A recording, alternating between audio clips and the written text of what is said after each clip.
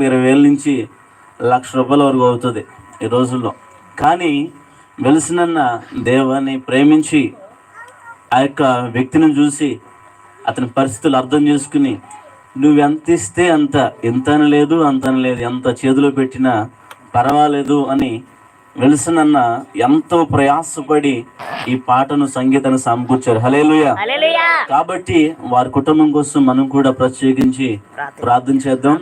వాక్యం చెప్పాలన్నది కానీ చలి మాత్రం కొరికే చలి, చాలా విపరీతమైన చలి ప్రాంతంలో ఉంది. మాకైతే అంత చలి లేదు, కానీ ఏదేమైనా ప్రభు నామానికి మహిమ కలుగును గాక.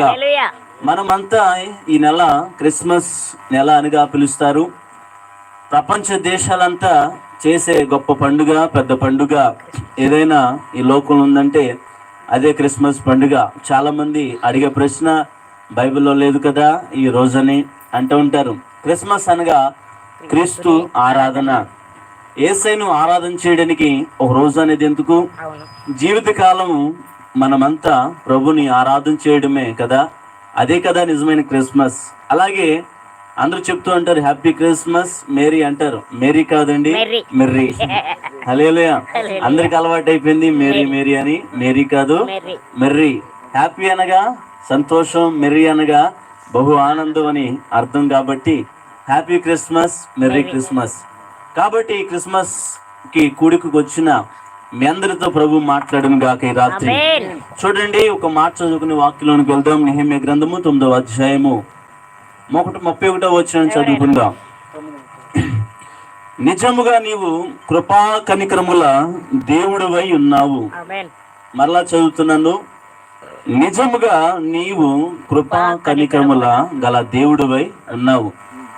ప్రియులారా, ఈ లోకంలో మనల్ని ప్రేమించిన దేవుడు ఎవరయ్యా అంటే ఆయన కృపా కనికరం గల దేవుడు. క్రిస్మస్కి వచ్చి ఆయన పుట్టుక గురించి చెప్పకుండా ఏ విషయాలు చెప్తున్నాడండి అని అనుకోవచ్చు. అయితే ప్రియులారా, ఆయన ఎందుకు కృపా కనికరం గల దేవుడు అని ఈరోజు మనం తెలుసుకుని పోతున్నాం. ఈ లోకంలో కష్టాలు ప్రతి మనిషికి వస్తాయి, ఇబ్బందులు ప్రతి మనిషికి కూడా ఉంటాయి. అతడు దైవజనుడే కావచ్చు, లేకపోతే విశ్వాసే కావచ్చు. ఈ లోకంలో పుట్టిన ప్రతి మానవుడికి కూడా ఏదో ఒక సమస్య ఉంది. పుట్టిన పిల్లవాడు మొదలుకొని రేపు మాపు కాటికి వెళ్ళే ప్రతి మానవుడికి కూడా కష్టం అనేది ఉంది, ఇబ్బంది అనేది ఉంది, సమస్యలు చాలా ఉన్నాయి. ఎంతో కాలం నుంచి ప్రార్థన చేస్తున్న జరగని కార్యాలు, ఎంతో కాలం నుంచి ప్రభు పరిచర్య చేస్తున్న, ఎంతో కాలం నుంచి దేవునితో నడుస్తున్న జరగని కార్యాలు ఎన్నో ఉన్నాయి ఈ లోకంలో. అయితే ప్రియులారా, బైబిల్ గ్రంథంలో కూడా ఒక వ్యక్తి ఎన్నో ఏళ్ళ నుంచి అంట సేవ చేస్తున్నాడు. ఎన్నో సంవత్సరాల నుంచి దేవుని పరిచయం చేస్తూ తన క్రమం చొప్పున దేవుని మందిరంలో ఉంటూ దేవుని సేవ చేస్తూ అనేక మంది కోసం విజ్ఞాపనం చేస్తూ అతను కూడా కన్నీళ్లు కారుస్తూ దేవుని మందిరంలో కూర్చుని ప్రార్థన చేస్తున్నాడు. ప్రియులారా, ఈ లోకంలో ప్రతి ఒక్కరు చూసేది ఏంటంటే మనిషి యొక్క బలహీనతలు చూస్తూ ఉంటారు.